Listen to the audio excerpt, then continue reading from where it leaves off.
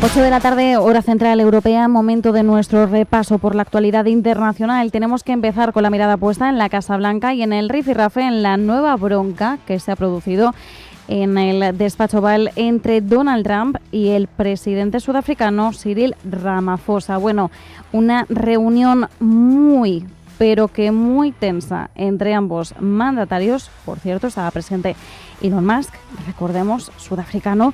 Y bueno, ha habido una polémica, como decimos, en el despacho Oval.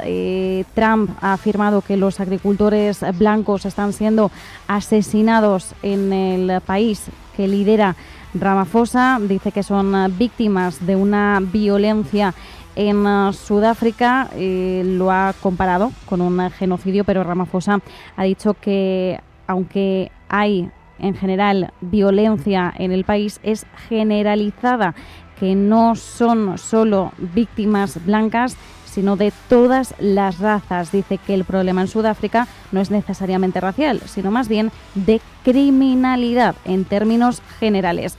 Bien, pues como decimos, un episodio que nos resulta extrañamente familiar a esa bronca que se producía hace unos meses entre Donald Trump y Volodymyr Zelensky, precisamente.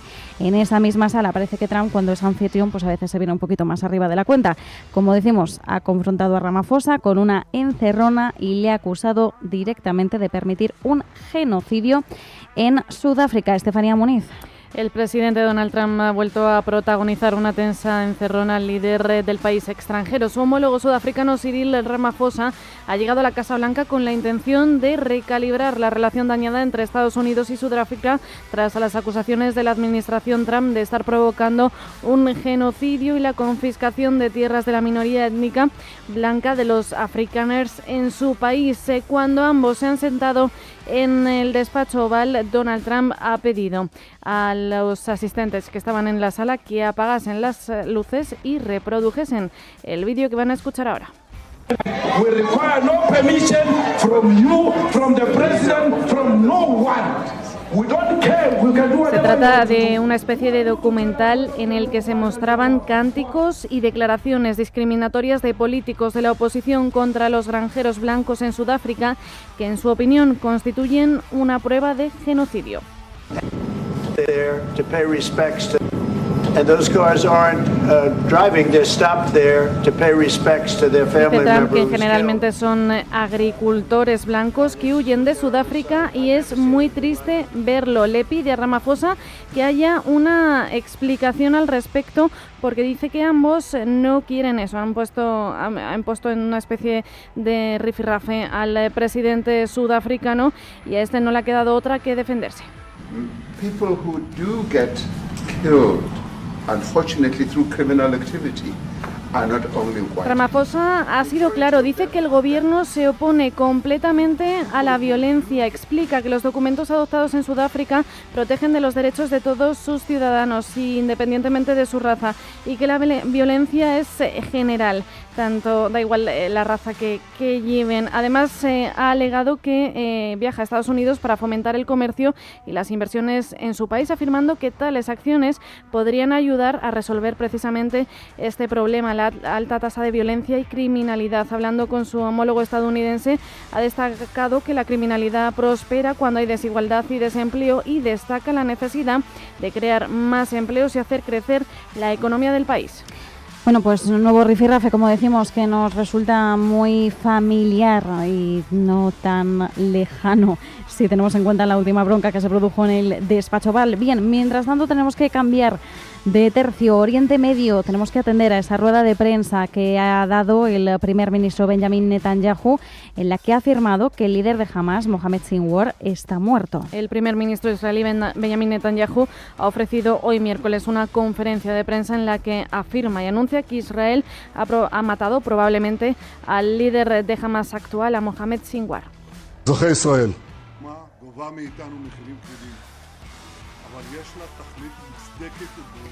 Empezamos en Gaza y eliminamos a decenas de miles de terroristas. Netanyahu ha añadido que de surgir la oportunidad de un alto el fuego temporal y un acuerdo de intercambio de rehenes, Israel estaría abierto a ello. Mientras tanto, insiste en que al final todas las partes de Gaza están bajo control israelí. Además, Israel hoy también ha anunciado que ha atacado más de 115 objetivos en Gaza en las últimas 24 horas, en un día en el que el Papa León XIV ha pedido una ayuda suficiente para los ciudadanos de la Franja de Gaza. El ejército israelí ha disparado contra una delegación de diplomáticos en el norte de la Cisjordania ocupada. Fuerzas israelíes han disparado fuego real este miércoles contra una delegación diplomática integrada por representantes europeos, americanos y árabes en la localidad de Jenin, en el norte de la Cisjordania ocupada, tal y como ha denunciado el Ministerio de Exteriores palestino y varios países que participaban en la visita organizada por las autoridades palestinas. Desde Bruselas, la alta representante de la Unión Europea para Asuntos Exteriores, Kaja Kallas, ha pedido a Israel que investigue el incidente y que rindan cuentas los que son responsables de lo ocurrido. Por cierto, que la próxima ronda de conversaciones entre Estados Unidos e Irán tendrá lugar este viernes. El ministro de Asuntos Exteriores de Omán, Bad al-Bushaidi, ha confirmado que la nueva ronda será este viernes 23 de mayo en Roma. El ministro de Asuntos Exteriores iraní, Abbas Araghchi, ha declarado que su país todavía está evaluando si participar en esa ronda de conversaciones, aunque finalmente, tal y como lo ha anunciado también el líder supremo del país, el ayatolá Ali Khamenei, participarán, aunque no esperan ningún resultado de esas conversaciones. Por cierto, que el presidente de Irán, Masoud Pezeshkian, visitará Omán el 27 y el 28 de mayo con una agenda repleta de reuniones formales, firma de varios acuerdos que comprenden 4 comerciales, protección bilateral, colaboración aduanera y una hoja de ruta de relación. En Ucrania hoy se han reportado más de 160 combates en un día en el que Putin ha visitado la región de Kursk, donde se ha reunido con voluntarios que están ayudando a los habitantes de la región tras el ataque de las Fuerzas Armadas de Ucrania. Además, el portavoz del Kremlin, Dmitry Peskov, ha declarado que Rusia y Estados Unidos deberán reiniciar los contactos sobre la estabilidad estratégica para recrear un marco legal, tanto en interés de estos dos países como de la seguridad de todo el planeta. Polonia, por cierto, ha interceptado un barco ruso cerca del clave eléctrico del Báltico y hoy el presidente ucraniano Volodymyr Zelensky ha hablado con el secretario general de la OTAN, Mark Rutte, sobre los próximos pasos conjuntos para resolver el conflicto y la necesidad de ejercer presión, incluso con decisiones coordinadas sobre las sanciones. Y una noticia que podría estar relacionada con Rusia y Ucrania, pero un suceso que ha tenido lugar en Madrid hoy, a las puertas del Colegio Americano en Pozuelo de Alarcón, en Madrid. Han asesinado a tiros a un exasesor del gobierno ucraniano. Se trata de Andrei Portnov, de 52 años y uno de los principales exasesores del expresidente ucraniano Víktor Yanukovych. Fue atacado por 2 o 3 individuos que le dispararon varias veces en la cabeza y en la espalda mientras intentaba subir a su coche, según apunta la agencia de noticias EFE. Portnov fue actor principal en la respuesta del gobierno de Yanukovych a la crisis ucraniana, que comenzaba a finales de 2013 y que fue investigado por apropiación indebida de fondos públicos y de violaciones de los derechos humanos, hechos por los que sus fondos fueron congelados temporalmente por el Tribunal General de la Unión Europea. Se le había acusado también de una actitud prorrusa. Hoy, por cierto, China se ha mostrado profundamente preocupada por los planes estadounidenses para la cúpula dorada que pretende crear Donald Trump. El proyecto es un sistema de defensa de misiles que viola el principio del uso pacífico del espacio exterior, acordado en el Tratado del Espacio Exterior. La portavoz del ministro de Exteriores, Mao Ning, China, insta a Estados Unidos a abandonar ese desarrollo y ese despliegue del sistema global de defensa antimisiles y a tomar medidas concretas para mejorar la confianza mutua estratégica entre las principales potencias y salvaguardar la estabilidad estratégica global. Trump revelaba ayer que el Golden Dome, la cúpula dorada, estará operativa antes de que termine su mandato y anunciaba un paquete de 25.000 millones dedicado a este proyecto dentro del nuevo proyecto de ley que espera esa aprobación de la que hablaremos ahora del Congreso estadounidense.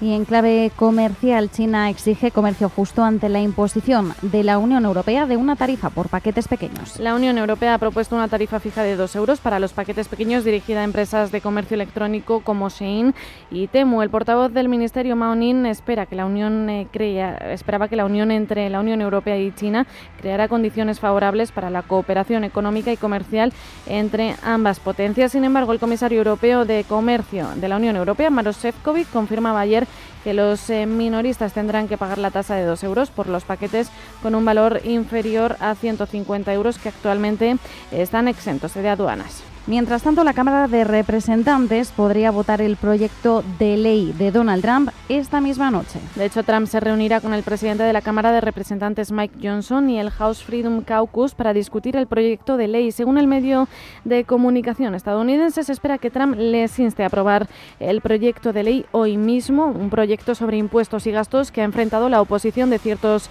republicanos, como el actual liderazgo del Partido Republicano se mantiene firme en su deseo de aprobar la legislación, aunque podrían introducirse cambios importantes en la misma para intentar apaciguar a todos ellos. Por cierto, hoy ha fallecido el representante de la Cámara de Representantes de Estados Unidos, Jerry Connolly. Por cierto, que según las encuestas, el índice de aprobación de Trump sigue cayendo esta semana al 42%, lo señalaba una última encuesta de Ipsos Reuters. Igualando el nivel más bajo de su nuevo mandato, mientras los estadounidenses mantienen una visión sombría de su manejo de la economía. Los resultados de la encuesta han mostrado una ligera disminución con respecto a la semana anterior del 44%. El punto más alto de Trump sigue siendo su índice de aprobación del 47% en las horas posteriores a su regreso a la Casa Blanca en enero. Y mientras tanto también tenemos que mirar el obsequio de Qatar a Donald Trump. Finalmente Estados Unidos de forma oficial ha aceptado ese avión. Estados Unidos ha aceptado formalmente el avión de lujo procedente de Qatar destinado al presidente Trump. Hoy, según el Departamento de Defensa estadounidense, en un comunicado citado por el periódico The New York Times, el secretario de Defensa acepta ese Boeing 747 de Qatar. Son las últimas noticias. El secretario de la Fuerza Aérea de Estados Unidos, Troy Mink, también había hablado previamente al Senado diciendo que se tendrá que realizar modificaciones significativas al avión qatarí para que Trump pueda usarlo como su nuevo Air Force One. En el Reino Unido, la canciller de Finanzas Rachel Reeves asegura estar decepcionada con las cifras de inflación. Subraya que es consciente de que los altos costes de vida siguen pesando sobre los trabajadores. The numbers today are clearly disappointing. We want to see inflation coming down after the Estamos muy lejos de la inflación de 2 dígitos que vimos bajo la administración anterior, pero estoy decidida a que vayamos más allá. El informe de la Oficina de Estadísticas Nacionales del Reino Unido ha mostrado que la inflación anual del país se ha situado en el 3,5% en abril frente a la cifra de marzo del 2,6%. Entre otras cuestiones, el director del Consejo Económico Nacional, Kevin Hassett, prevé un crecimiento del PIB estadounidense del 3%. En comparación con la estimación actual de la Oficina del Presupuesto del Congreso, que lo califica en el 1,8%, Hassett señala que una tasa de crecimiento del PIB del 3% garantizaría que el proyecto de ley fiscal de Trump se pague solo. Las solicitudes de hipotecas en Estados Unidos bajan un 5,1%. En la semana que finalizaba el 16 de mayo, en comparación con la anterior, según la encuesta semanal de solicitudes de hipotecas de la Asociación de Banqueros Hipotecarios. Según el informe, la tasa de interés contractual promedio para las hipotecas a tasa fijo a 30 años ha aumentado al 6,92% desde el 6,8% de la semana anterior. Los inventarios de crudo de Estados Unidos aumentan en 1,3 millones de barriles. Según la Administración de Información Energética, las reservas de petróleo de crudo han aumentado en 1,3 millones de barriles, llegando a 443.002 millones de barriles en la semana que finalizaba el 2 de mayo.